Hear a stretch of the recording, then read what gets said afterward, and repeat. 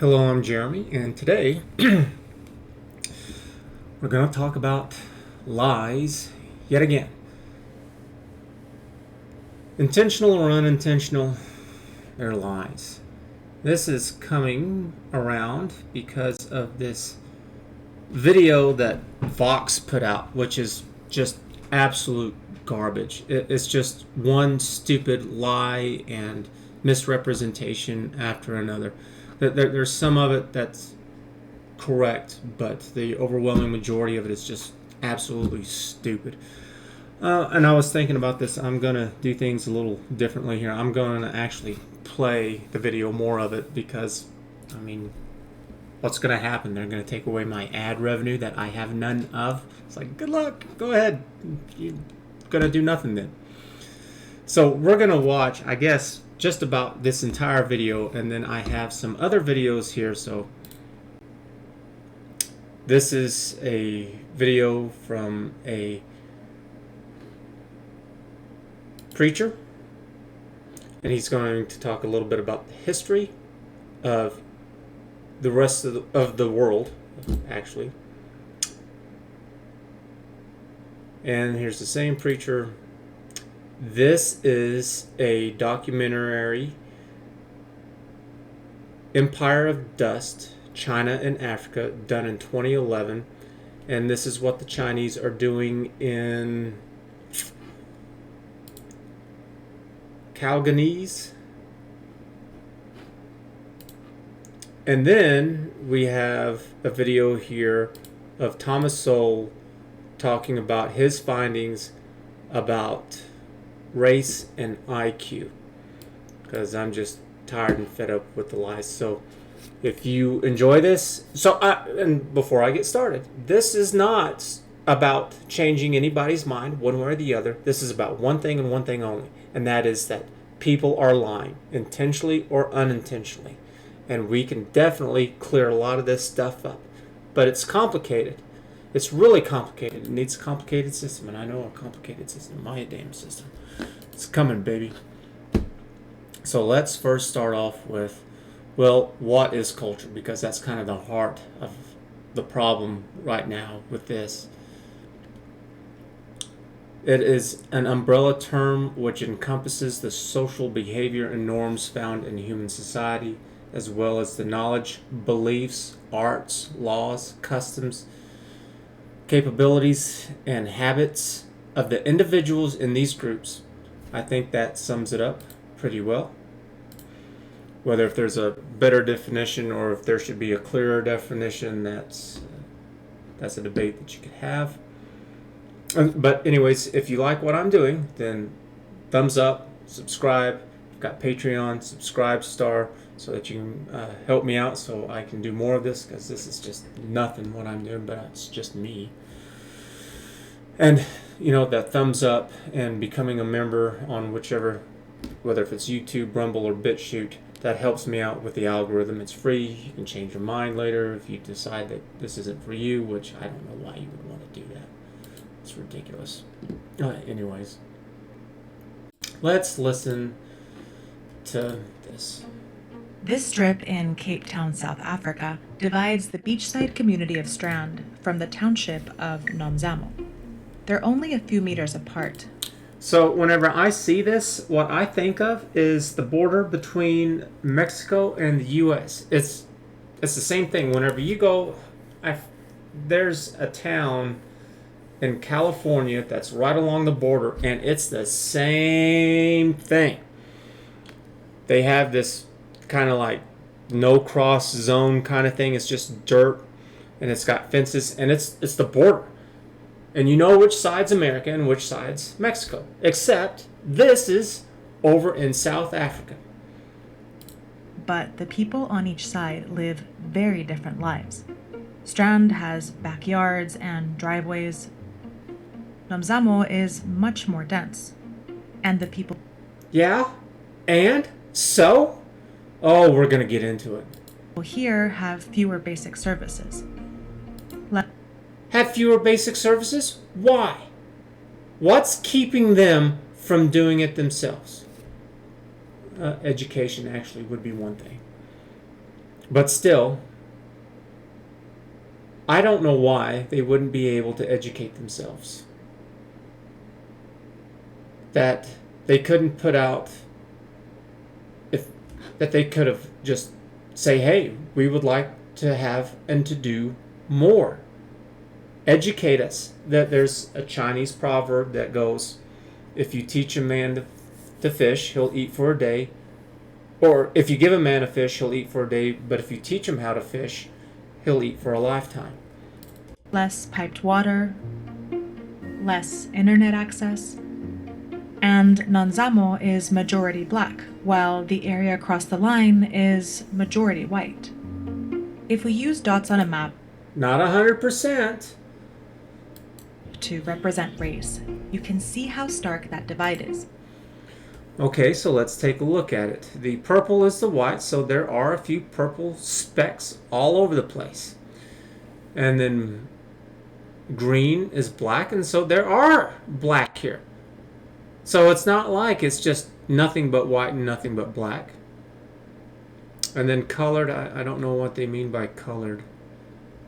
Indian and Asian, which is red, which is quite a few here.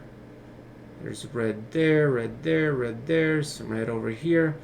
So, what are you talking about? Why are you cherry picking? What about all these other areas? Over here you've got colored and African, pretty strong blend over here. You've got colored and African over here too.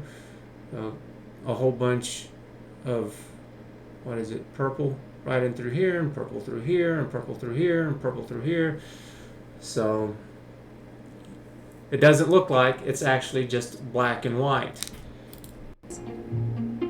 If we zoom out to the whole city, we can see it's actually everywhere. And I'm sure it would be the same thing, that you would find mixed all over the place. You're just conveniently showing whatever it is that you want to be able to push this emotional ride is what they're wanting to do. They want to get emotions from you, and especially your anger. It's and this marketing is the ploy. case across much of South Africa. The color of your skin. And that's why we are going to destroy this by the time that we're done with this. Here often determines where you live. It also. So there is a little bit of truth to this, though, and they will talk about it later. Determines your quality of life. This map shows where jobs and opportunities are primarily concentrated in Cape Town. And this is where most of the city's black people live in. Okay, this is absolutely stupid. Why are they dependent on white people, as they claim, for all of these jobs? Why have black people not created their own jobs? Why have they done nothing? I mean, if anything, you could go and you could work for white people and then learn and then take it back and do it too. So for example, I've kept up with some of this stuff in South Africa. One of the things that they want to claim is that only white people are farming the lands and black people need to have that farmland. What about all the rest of the land?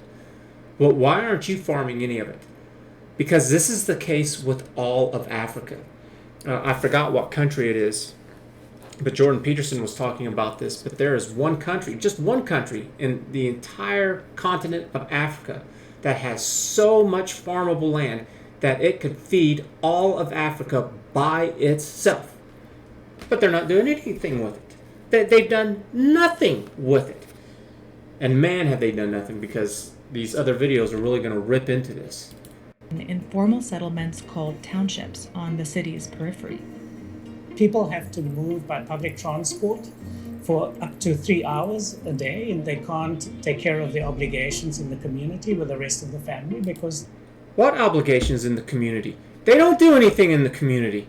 They literally live in metal shacks. So what could they possibly do in their community? Or I should say, there's ample opportunity for them to do things in their community, and they don't do it. It makes no sense. We're going to get into it. They're always working and they're always traveling. For decades, South Africa was under apartheid, a system that wrote segregation into law. Now this is true. Some of this is... There's Some of it makes sense to a degree, and some of it is just flat out just nonsense. So it's a mix. A white minority controlled where non-white people. How come the minorities can come in here and do so much whenever the majority is just completely incapable? We're going to answer that. Could live, work, exist. Many were forced out of their homes. In 1994, a democratically elected government took power and ended apartheid. There's no such thing as democratically elected governor. I don't care where you're talking about. The U.S., South Africa it's all trash. It was supposed to be a new beginning. But a lot of the country still looks like this. And that's because South Africa's legacy of racial division goes back centuries. Wrong. Not racial division. Cultural division. There's a big difference with that. That's the overwhelming problem here.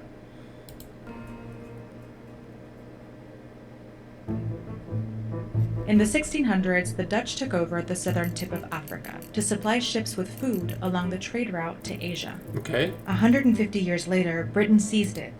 So I want to take a look at the timeline here. So they're saying in 1600. So why did Africa do absolutely nothing with anything then? And so we're going to go ahead and we're going to move on to this video with this preacher. His name is, I just had it all over the place. So his name is Pastor James David Manning. So we're going to take a listen to him. Mother Shekinah wrote me a book about the building of Tuskegee, the school, and the land around it. And we'll talk about that at some point. And we thank God for Tuskegee and for Booker T. Washington. But my friends, when I spoke at... Let me pause for just a minute. All these videos, I'm going to have links in the description below so you can click on them and watch them yourselves, because I'm not going to be able to go over every last bit of it because that would be a couple of hours. But they're there for anyone who's interested. The Oxford Round Table, I think it was St. Anthony's College, was a conglomeration of schools at Oxford. It's not just one school, it's a whole bunch of them that do various things. They're all called Oxford. That school was built, the wall around the school and the building that I spoke in was built in the 12th century. It was a nice building, had a nice wall around it, nice wooden gates and everything, old as the outdoors. But imagine building a building like that stood for years. In Cambridge, and one of the things about London in general is that most of the buildings there were built in the 11th and 12th century. Some built. We went into the name of that church where Queen Mary of Scots was buried, Church of England. What's the name of that church? Who? Westminster Abbey, the Westminster Abbey. And it was built in the 13th century. So I hope we're all paying attention to the dates, just in case if you couldn't tell whenever we left off on that other video from Bloss. Hundreds of years difference between what he's talking about and whenever the first people settled in Cape Cod there on the tip of South Africa that were from Europe. All those old buildings. Now, I'm referencing the 11th century, the 12th century, because during that period of time, there were several phenomena going on. Most people were of the mindset that the earth was flat and that if you sail too far, you'd fall off it. But the other thing is that there had never been a white man that had set foot on the continent of Africa in the 11th, 12th, 13th, and 14th, and 15th century. No white man had ever set foot on the continent of Africa. So, all the rest of the world, they're doing things, and he's going to give specific examples. It's always been all black all the time. The Great Wall of China, built similar times. The Taj Mahal in India. The beautiful buildings in Russia. Peter the Great, who was a very unusual and unlikely and unseemly leader of Russia, turned out to be one of the best leaders of Russia. Peter the Great, tall fella, interesting, dynamic, inquisitive mind, camouflaged himself and went to England to study shipbuilding. He wanted to build ships. He gives a history And here Moscow, about St. had Petersburg, and then it became Leningrad and back the to leading Petersburg space. again. I mean, it's just when Lenin took control of Russia, I forget under whose leadership it was, that the Russian people said, we changed the name of Leningrad back to St. Petersburg, a show place to the world. St. Petersburg. Peter the Great, great builder, shipbuilder, great leader, scientist. He was Russia's Benjamin Franklin. No white man ever set foot on the continent of Africa. You can't go to Africa and find anything that was built in the 11th century, 12th century, 13th century, 14th century. They're still standing today because nothing was ever built. You see, when they had cities, they had the great Songhay Kingdom, there were the Mandingo, Zulus. Yeah, they did. They had large groups, tribes, but they lived in tents and they campfired. They didn't build anything. And the nations that they built all dissolved today. There's nothing there. You can go to Liberia. James Monroe gave the Talbot family millions and ships and sent them back. You go to Liberia, go to Monroeville now. They're running around there, young boys with machine guns and cutting off one another's hands. The place, they don't pick up the garbage, dead dogs staying. So, what are they doing? He's talking about how they're over there and they're fighting each other and they're mutilating each other. They don't even clean up the trash. There's dead dogs and animals just...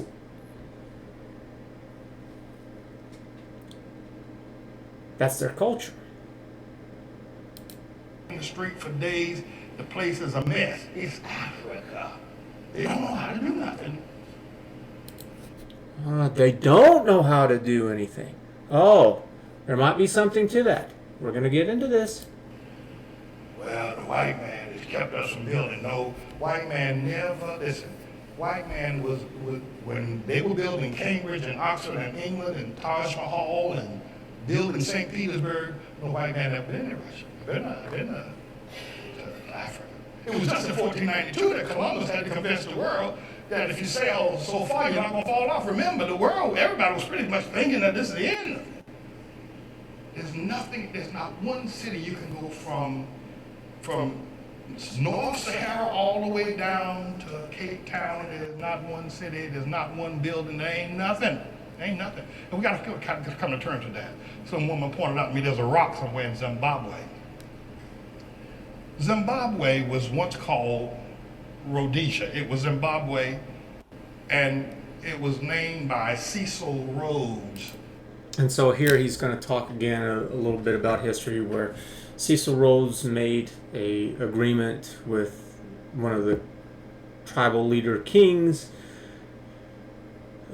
They kind of fought, and Cecil Rhodes just killed him whenever there was this little rebellion that happened, because he had machine guns and weapons, and just, it wasn't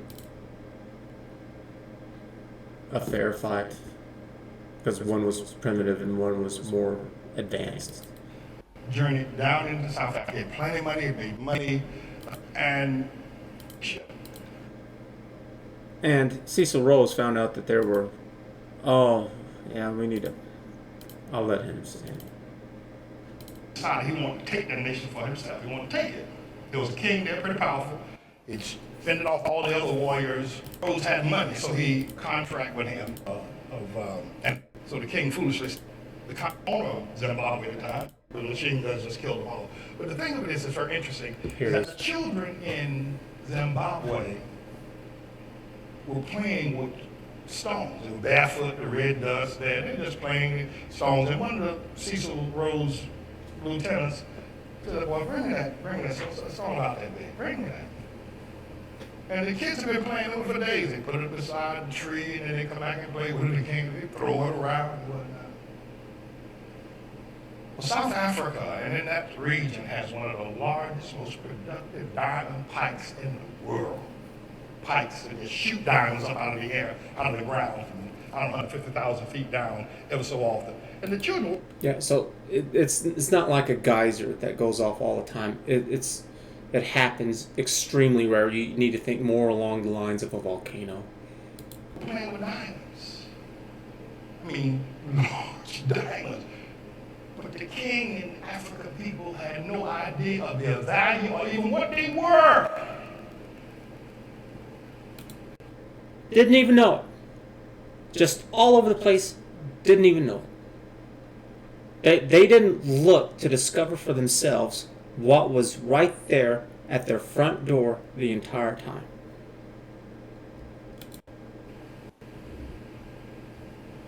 And this was back in the 19th century. It wasn't way back in the voodoo days. We have to come to terms with it. No matter how painful it is, you can go from California to South Africa, to Kenya, to Tanzania, and by the way, he changed the name of the country to Rhodesia. They've changed it back now to Zimbabwe. And you can't find one city that black people have built. You can find plenty of ghettos, but you can't find one city. Now, that's not pleasant. And many people argue with me. Oh, yeah, we did build a city, but it burned down. Well, London is still standing. Hitler's Luftwaffe bombed Germany like they won't no end. There's a city in Germany called Coventry, where Hitler had broken the code of, Churchill had broken the code of of Hitler's military plans, and Churchill knew that the Luftwaffe, the German Air Force, was coming tonight to bomb Coventry. Yeah, and I cannot remember if they took any precautions at all, because they could have sent their Air Force and brought in more guns to help counter the attack, and they decided not to do that because they wanted to keep up that illusion.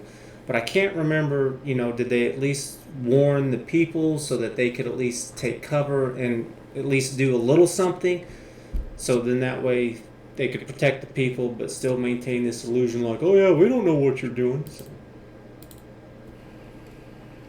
And because he didn't want Hitler to know he had broken the code, he allowed that city to be bombed, and they bombed it back to the Stone Age. But it was a good decision on behalf of Churchill. And that's the way it is all over Europe. They were really engulfed in World War II. So much of it was destroyed. Germany and England are two of the most notable, of course, and you can't tell today. Because they broke the code, they were able to then break the German army. But saying that the white man stopped, there ain't never been no city in Africa. There ain't never been, nobody never built one. Well, so why? Even here in New York City, even in America, there ain't no city y'all have ever built. You ain't never built no city. You ain't never built no city. And God gave you Harlem, and I tried to tell you how to hold on to that, and you ain't got no sense about that. And you need to come to terms with this. Stop this foolishness. Stop it. Stop it. You ain't never built nothing. You ain't never built nothing. That whole continent.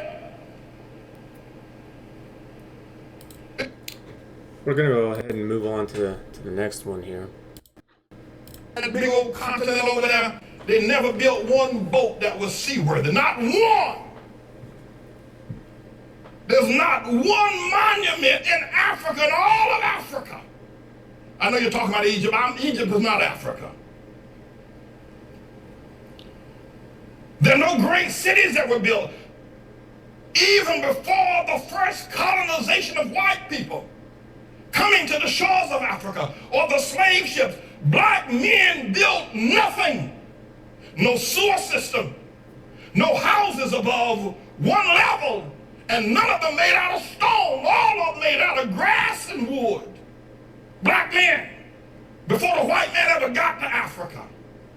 The worst thing that could ever happen to South Africa was when they gave it to Nelson Mandela and black folk. That was a nation. Now, notwithstanding apartheid was wrong, we who ran the nation are now leaving the nation. Nigeria produces oil every year, yet.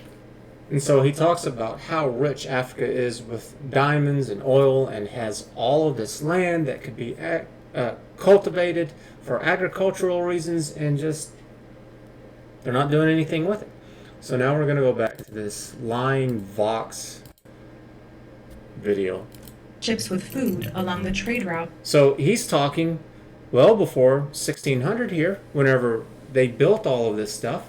To Asia. 150 years later, Britain's... So they were just settled on the coast.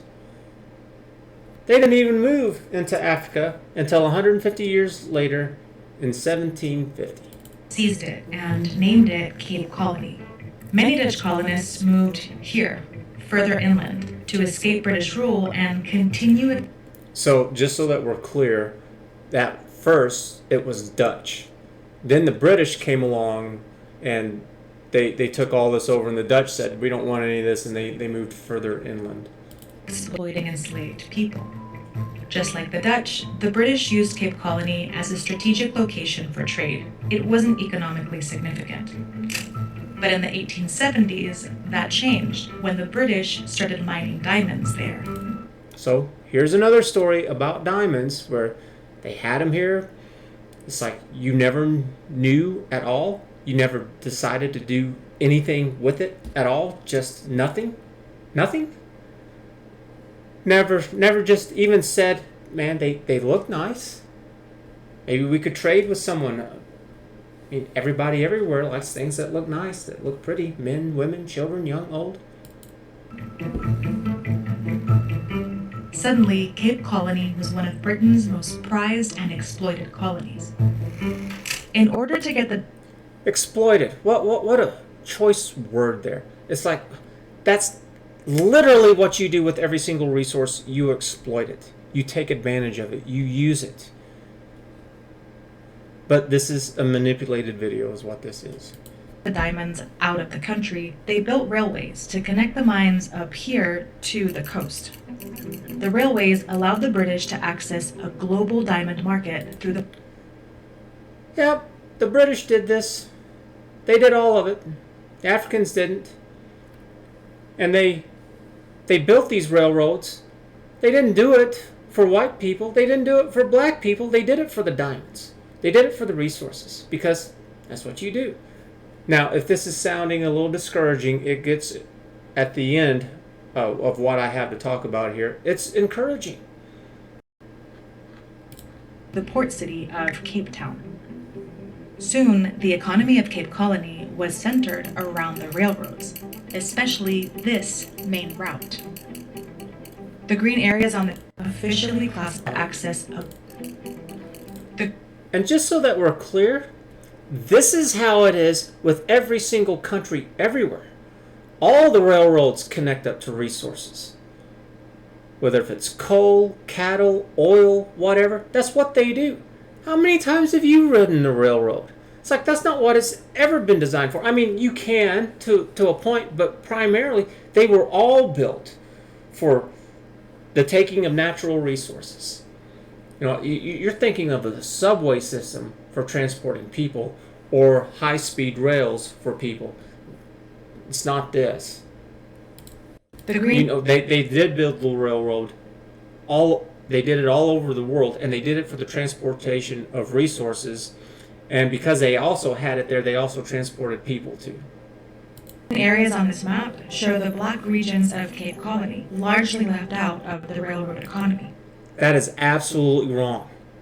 Those railroads are going to go to where the resources are at. It has nothing to do with black and white. It has to do with the resources. And don't tell me that they can't even make their own roads, which maybe they refuse to make their own roads, because we're going to talk about that in this Chinese video. Racial inequality in Cape Colony was being reinforced by location. That sounds more like two different cultures and two different countries that One of them is kind of like America, you could say, and the other one is Mexican. Or Central America. Because Mexico, they got some pretty good civilized portions of it for sure, where they're kind of coming around in some areas. To keep it that way, and I'm not saying that I'm an expert with Mexico. I've never been there in my life, but I know that there are places where it's just a normal city. colonial government started writing segregation into law. The Native Lands Act of 1913 pushed black people into these areas. Only 8. So now, this is nonsense right here. This is something that I would say is sad, but we kind of do the same thing. You can go all around the world and you find the same thing. Here in America, you find it. In China, you find it. It's everywhere, and they all take the wrong approach with it. 8% of South Africa's land, and restricted them from owning land everywhere else, or relocated them to the edges of the major cities to work for white people. These laws began. No, to work. Just to work. White people, black people, no, to work. Because there are black people who, they do own land, and they do farm, and they do all these things. And not too long ago, just a couple of years ago, they actually kicked a lot of them out, and they massacred a lot of them. I would show pictures of that, but I think that might be a little bit too much for YouTube. I think that would get a video banned. And to shape the region. Cape Town's growth from the increased trade turned the port town into a major city. So the problem that they did was that they did have this disparaging view upon the native Africans there. Well, they didn't. It was because, well, what did the Africans do? They had all this land. They didn't even recognize what diamonds were. They didn't build roads. They didn't have houses made of stone. It was just straw and grass. And I don't know if they just didn't know, or if it didn't occur to them that, you know, we could educate them so then they could do the same and understand the same and all be able to be productive. That's the right answer. Thomas Sowell's video will get into that. Many migrants from the rest of the colony and elsewhere moved here, to what was then the outskirts of Cape Town, where former enslaved people, merchants, artists, and immigrants. And so this is all a bunch of trash right here, where they do this and then they demolish it. And it's all this stuff, you know, with white people, and they all tell their story, and it's like, yeah, it's trash. They should have. You shouldn't be giving people handouts. You should be instead of enabling them, you should be working on making them productive. Were leaving behind. Between 1949 and 1971, the all-white government passed 148 laws. And the majority of these are trash. I don't know what all of them are, but there's definitely apartheid laws that are just absolute garbage. White, colored, and native. Yeah, that's garbage. Because there's nothing that you can do about that. Nothing whatsoever. It's absolute grossness. Black, called homelands or black land ownership or travel to. The white people. But you can make the argument that, well, no, this is two different countries, two different people. They just happen to be mingled like this. And one country didn't want to have anything to do with the other. I understand that to a point. We talked about this in one of the other videos that I created, where if you just have open borders and you let everybody in, then that country's not going to be the same that it is anymore. The thing that I blame with them the most is that they should have assimilated the African people into their culture. Said, well, yeah, if you want to come here, you can, but you're going to have to do things our way. We're not interested in doing things your way. We don't want to go and join you in what you do. If you want to come and join us in what we do, yeah, we'll educate you, teach you, we'll show you how we're doing things, and have full, complete rights as the rest of us. That would be fantastic. So then that way they're not dependent on anything and they can do for themselves. In 1966, the government declared that District 6 was now a whites-only area. As living Where they demolish it. common apartheid rule, the new government meant for... And it's trash. And you know why a lot of this stuff goes on? You know why stuff like this goes on? Because politicians lie. And so do the news outlets, because they all want anger and outrage and all this stuff. And it's like it deflects from what the real problems are and what some real solutions could be. I don't want to hear any more of these lies. I'm tired of listening to the news. I'm going to expose all of this. Of the country. But after decades of pressure, both from within South Africa, countries migrated to Employment, the most Oh, this guy. for any family with no prospect of employment, the most rational, logical choice to make is to migrate to an urban center. they settled No, it's not. Because it's the same problem. How are they supposed to work whenever they don't know anything? And what about all the rest of the country and the land and all the other resources and everything else that are out there? No, these black people are doing one thing, and that is they're leeching off of the white people. And it's wrong on both sides. The black people should be saying, hey, what are you doing that's so successful? I'd like to know so I can be successful with this too, and to join you. And the white people should be saying the same things. Hey, we'd like to teach you what we're doing so you can raise yourself up out of this poverty. But here's what we're doing. Would you like to learn? They're both screwing up. where there was empty land, creating townships on the peripheries of major cities, like Cape Town. The government built millions of homes and expanded clean water and electricity. But it had a number of unforeseen consequences, the most important of which is that the only land that could be used for the public housing program was on the periphery of the city. No, that is absolutely wrong. That's not the only land that could be used. That was the easiest land to use. Yeah, this might all be really hard to work land, but it's not impossible. It's just everybody wanted to have like the beachfront and the nice buildings and all this stuff. That's what they wanted. So don't no, liar. And for that reason, a brilliant intention to overcome the apartheid legacy unintentionally reproduced the very same legacy it was trying to undo. Because it's politicians who are doing all this stuff and they don't care about the truth. They lie. Doesn't matter who they are. I have no love for any politician. I mean, I take that back. There's got to be a few. Maybe Ryan Paul, maybe. Is that his name? This guy. Ron Paul. Today, 60% of the mostly black population of Cape Town lives in these townships at the edge of the city. The thing is, Cape Town city center has land to develop. But that does not matter. Just giving someone land does not do anything for their poor life choices, the values that they hold. It doesn't raise their IQ. It doesn't make them educated. It doesn't do any of that stuff. Moving them there would not do that at all.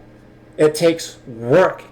They need to open up education centers, and they need to talk about values and morals and what you're deciding to do every single day with your life. because of its location, it's valuable. So it usually gets sold to private developers. And that's exactly right. That's exactly what it should be. You should want to make everything better. The people, the land, the buildings, everything. But the people keep getting ignored. Who build luxury apartments. Nearly $1 billion worth of them are going up by the coast. Great! But right in the heart of Cape Town, by all the expensive developments, District 6 remains largely untouched. And that is a waste. Because what a great opportunity to be able to put up something there to help educate people who are in need. Educate, not just give, but to educate them, to make them productive. The former residents have fought against private development, and they've actually succeeded. Some have even managed to return to houses built by the city. And that's, I mean, now it depends. It looks like they're cherry picking again, where they're getting some people on camera who look like they have been educated, that they seem to know something, and it's like, that's great. Because what they're not showing these people who are actually living there. It's like, these are different people right here. They're showing two different groups of people, and they're doing a straw man. They're trying to correlate the two, and it's like, no, they're not the same. But it's really helpful. Oh, and so we're going to go into the Chinese document here, and then we're going to go into Thomas Sowell here at the end. And with this Chinese document, what this is that you're not going to be able to understand them because they're speaking Chinese. And this black gentleman here, Eddie, he speaks like 4 or 5 different languages, because he speaks, in this documentary, he speaks Chinese, English, French, Cantonese, and like another or 2 African languages. So he's a pretty smart fellow. But here they're talking about the Cantonese independence. And this is the Chinese camp here where they're doing the road. So I'm going to have to read this. They're wanting rocks so they can continue their work. They want gravel. And they've been negotiating since the new year for several months. Half a year, no results. And it's because it's the same drill. It's politicians are ineffective. They don't care. They just make a bunch of lies that they claim are promises, and they don't do it, and they don't care. And then this is it. So the Chinese guy says, you were governed by a European country for so long. You should have learned how things work. It wasn't that long ago. Only 50 years. We celebrated independence just a few weeks ago. So they've only been independent for about a year, I guess in 2011, whenever this was done. And for 50 years, there were Europeans who were there. And he's trying to say that 50 years wasn't long enough. And if you remember with that black preacher who was talking, he's like, so, World War II, everything got destroyed like mad, and they've built everything up and made it even better.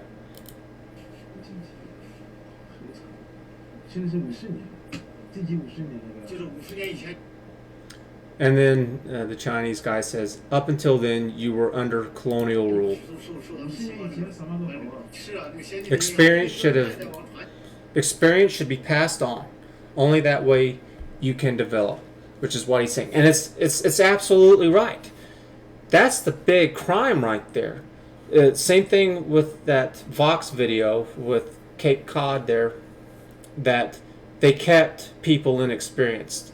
That's the trash and the garbage and the nonsense right there. That should be what everybody should fight against. And Eddie over here, he's like, damn it, I gotta hear this thing again. I'm sure he hears it a lot. Because the Chinese really kind of get on these guys, because whenever they get paid, they go out and they drink. In fact, I'll show that here after this little speech here. You went backwards instead of forwards, says the Chinese man.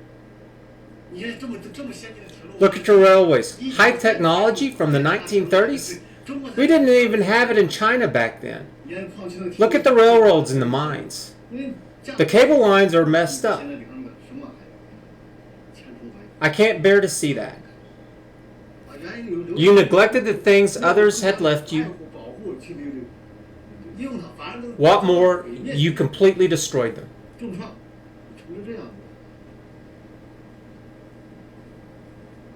Eddie's just like, and I think Eddie's smart. I think he realizes it too.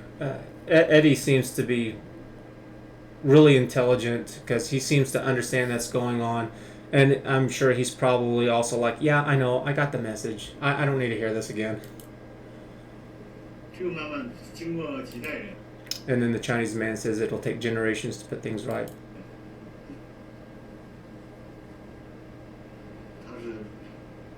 Oh, here it is. If I have money, I drink all night. No matter if I'm broke in the morning, I'll drink water.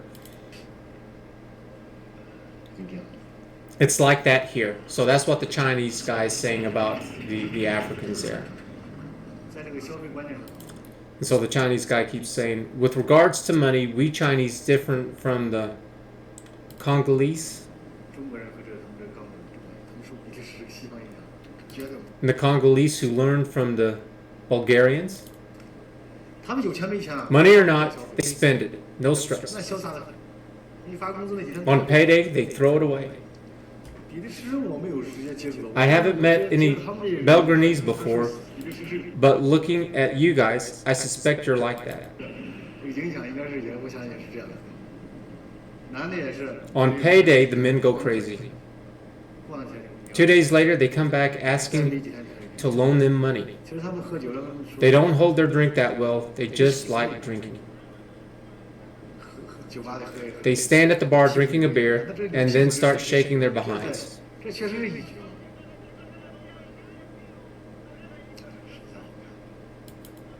It's wonderfully stupid. And that's the problem. And you see this all over too. Jordan Peterson talks about this up there in Canada where he's from, where they have still several areas that the Native Americans live and they're kind of isolated from the rest of them, and they get a hold of alcohol and they're extremely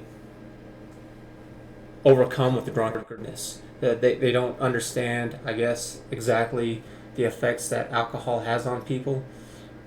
Alcohol is an extremely deadly thing when consumed in excess. Not only can you die from alcohol poisoning, but whenever you're drinking so much and your senses kind of get blurred and your values kind of get swept under, people get really violent. There's a lot of accidental killings that happen with people whenever they're drunk. If I don't remember exactly, but it's something along the lines of more people are killed while drunk with family members. Something along those lines. But there is a great ray of hope which ties all of this together. And so here we have Thomas Sowell. This show is called Firing Line, and this is William F. Buckley Jr. This is back in the 1980s. I don't know exactly when. I know it was going. He did several of them. He did one where Thomas Sowell was a guest in 1983. In fact, this might be that segment, but this is just an 8-minute clip of it. Whether his findings on, so to speak, the... Let me back it up a little bit. I'd just like to begin by asking Dr. Sowell whether his findings on, so to speak, the upward mobility of IQs So, counted to such findings. FYI, Thomas Sowell is an economist. He has been for decades and decades and decades. He's at the Harvard Institution. He is tenured there. And he's written a whole lot of books and done a whole lot of research. And you'll see here in this video, he's extremely young in this video. He's in his 80s or 90s now. Let's look at how old Thomas Sowell is now.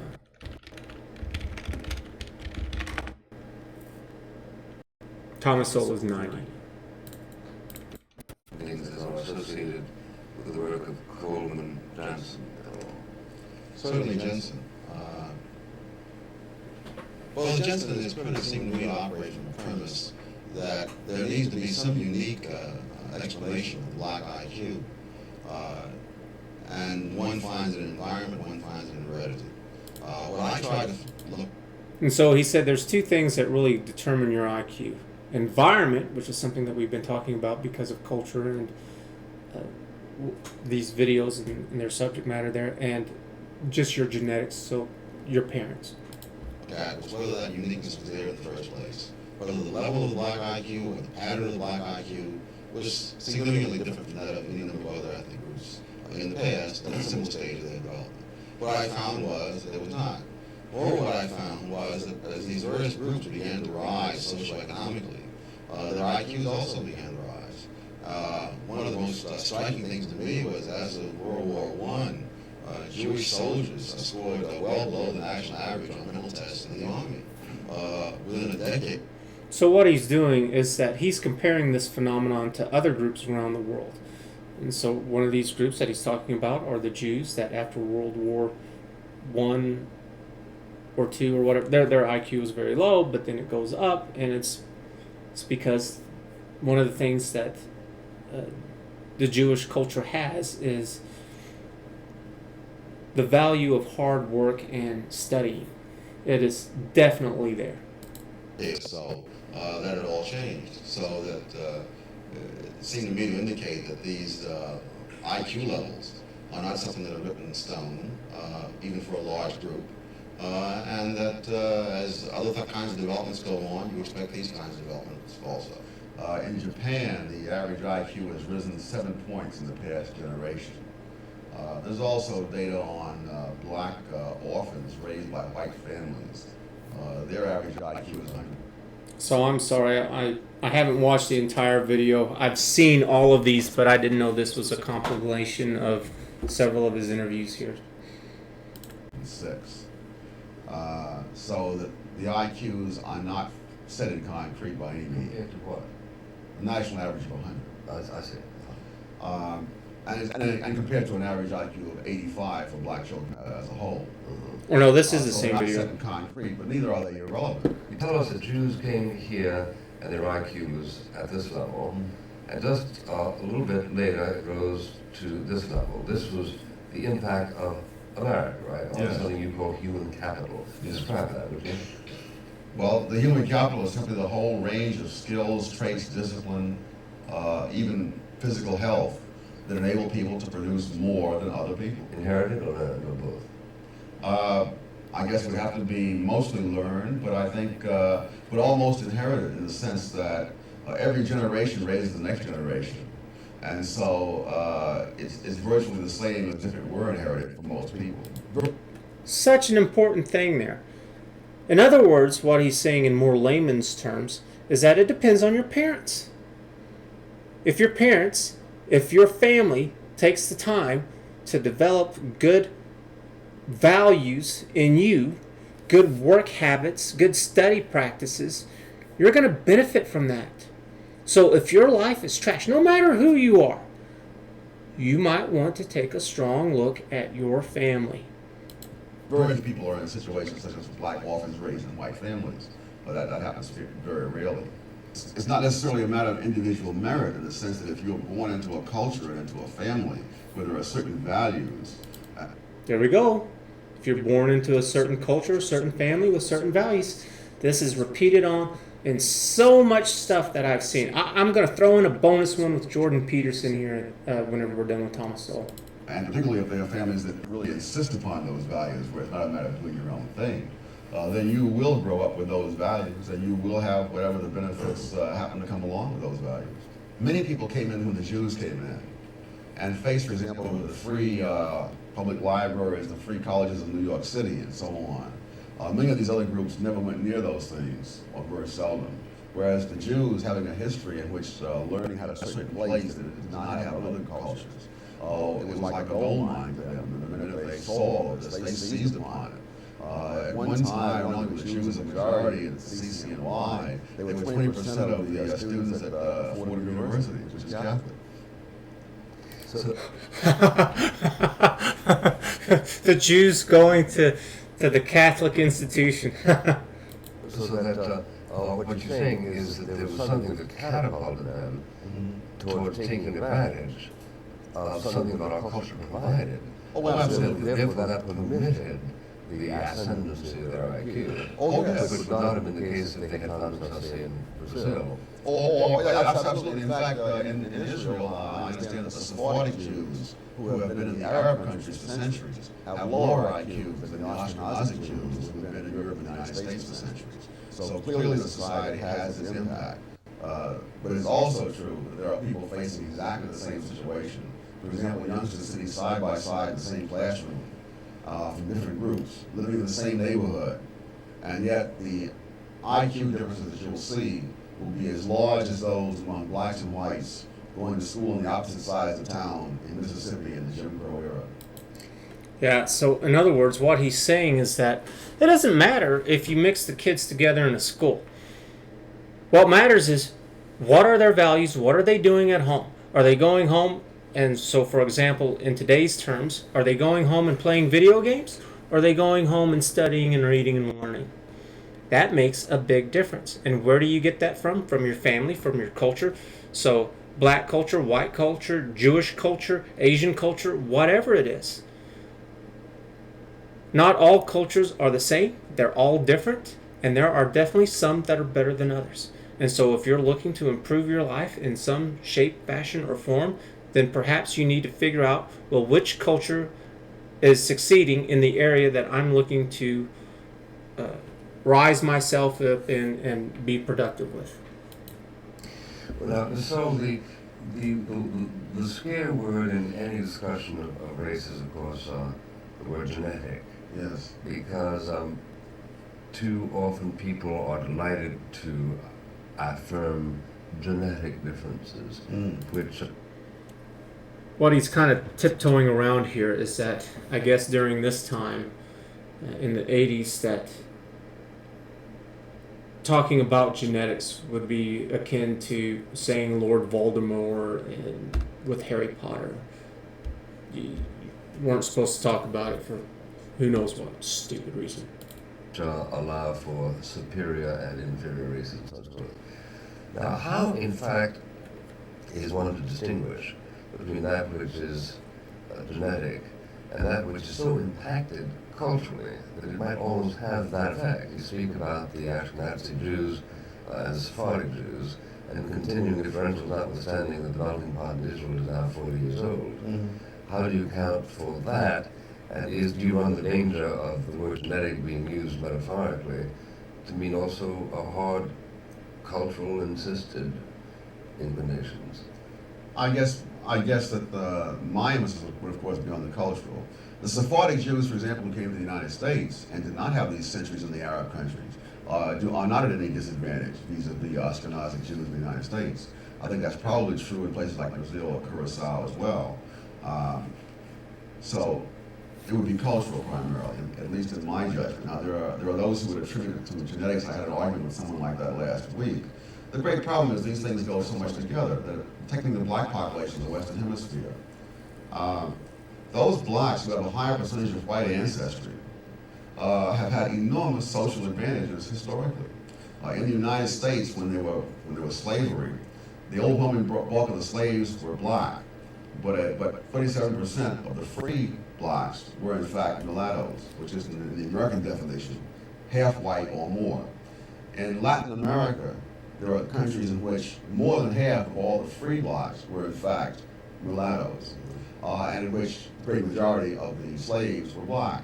And advantages inure to them? Advantages inure to them? Oh, absolutely. Enormous. Well, freedom alone would be one big advantage. But even under slavery itself, there were distinctions made between the mulattoes and the blacks. The mulattoes being very often the offspring either of the slave owner or of the overseer, and therefore getting preferential treatment.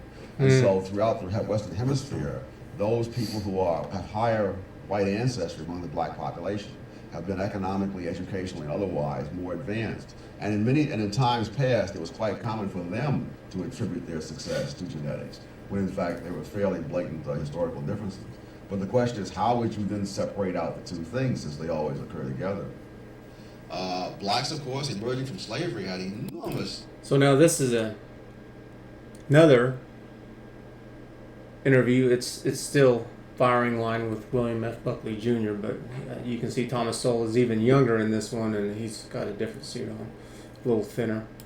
Disadvantages, even as compared to people emerging from slavery in other parts of the Western Hemisphere. Because for one thing, so I'm going to show that, because you get the idea, and I'm going to give that little bonus clip to Jordan Peterson. And so then this is going to go along with IQ and intelligence and culture and all this kind of stuff. But he's talking about climate change. It's like, okay, well, what are we going to do about global warming? Well, good luck figuring that out. I don't see a solution on the horizon. I look at Bjorn Lomborg's work. I really like Bjorn Lomborg. I think he's a real genius. You can look him up if you want. He took the UN Millennial Goals. There's 200 of them. That's way too many goals if you're serious about goals, by the way, because 200 goals isn't a plan. It's a wish list. You have to prioritize. I'm serious. You have to prioritize. But they won't prioritize because each of the goals has its constituents. And if you prioritize, then you irritate the constituents. But if you don't prioritize, then you can't implement the plan. So what Lomborg did was gather a teams of economists, multiple teams, some of whom were Nobel Prize-winning economists. He had them assemble teams. He had them rank order development goals in terms of the return on investment, all of the teams. Then he averaged across the teams and came up with a final list. And addressing global warming wasn't even on the list. The most fundamental, he wrote a book called How to Spend $75 Billion to Make the World a Better Place, and that's not very much money on a global scale. Almost everything that he recommended had to do with increased child nutrition in developing countries. It's like, these things are complicated, man. These are complicated. It's like, well, let's fix global warming. It's like, okay, well, good luck with that. Man, oh, I just love it because he's just tearing this whole thing apart. He's trying to say that everything is complicated. And whenever you hear some lying politician just spout off like they've got some kind of solution with some stupid little platitude, it's a lie. That's why politicians aren't qualified for anything. They're not. It's a joke. It's outdated. First of all, how are you going to do that? And to think that will unite us, certainly not uniting us so far. So, no. And it's the kind of low-resolution thinking that just gets us absolutely nowhere. I like what Lomborg did way better. I think it's way more intelligent. So, maybe if you increase child nutrition enough and you produce another, 10 million geniuses as a consequence of that, and maybe one of them will figure out what to do about global warming. Well, I'm serious about that, It's not a bad thing to increase the total sum of human brain power, And so... Yeah, because how many people around the world are living in some kind of abject poverty? What if they had the resources available so that they could develop themselves to their fullest potential? How many geniuses would come out of it? It's not like there would be, every single person would be a genius, but you're still talking about billions of people who are out there, and out of those billions of people, would there be 1 million geniuses? That's still a lot of people. We are currently over 7.5 billion people in the global population. It looks like we're going to kind of taper off around 10 billion. That's what the research is looking at, and it's also what countries are doing, is that they're also trying to educate their people and saying, hey, no, you need to stop having so many children. It makes your life extremely complicated and difficult. It's extremely expensive, so on and so forth. And so, yeah, what if you had, 1 million more geniuses out there who are just incredibly smart and bright? What could they come up with? How many problems would they be able to solve? It's like, well, yeah, obviously a lot. 1 million's still a lot of geniuses. We treat these things so lightly. Well, let's fix the planet. Well, we're going to concentrate on global warming. Well, why global warming? Well, because everyone thinks that's the biggest catastrophe. Well, maybe it is, but if you don't have a solution, well, and then what about all those other problems? What are you going to do about them? Well, we'll ignore them because we can feel good about, being concerned about global warming. It's like, one of the reasons there's more trees in the northern hemisphere than there were 100 years ago. No one knows that, but it's true, and by a substantial margin. You know why, in part? Because people burned coal instead of wood. It's like everyone says, well, we shouldn't burn coal. It's like, okay, fair enough. What do you want to do, burn trees instead? Because that's what poor people would have done. It's like, coal isn't good. Well, it's better than burning wood. Oh, he just destroys it. Man, you should watch this entire video. Find a link to the entire video and just watch it, because these kids are just so dumb. They say stupid things. So this whole conversation started off because of this idiot right here. This idiot right here in the glasses and the red shirt or whatever. Oh, he's such a moron. Oh, and he gets up and he talks, maybe even at the beginning of this video. Oh yeah, he's such a cringy little twerp too. Oh, you just want flooding and And he just flat out says no. And then he goes on into his speech and just decimates him. Oh, it's just glorious. So anyways, this is one of the longest videos that I've done. I hope that you've enjoyed it. It's an hour. It's going to take forever to upload. But this is what I'm talking about. It's not to change your mind one way or the other, but it's to show that we do have answers. They're complicated, but we've got them, and I'm tired of the lies. So if you enjoy this kind of stuff, help me out. Do a like, subscribe, thumbs up. I've got Patreon, Subscribe Star. I'm on Bitchute, YouTube, and Rumble. And thanks a lot for watching. We will see you again next time. Bye.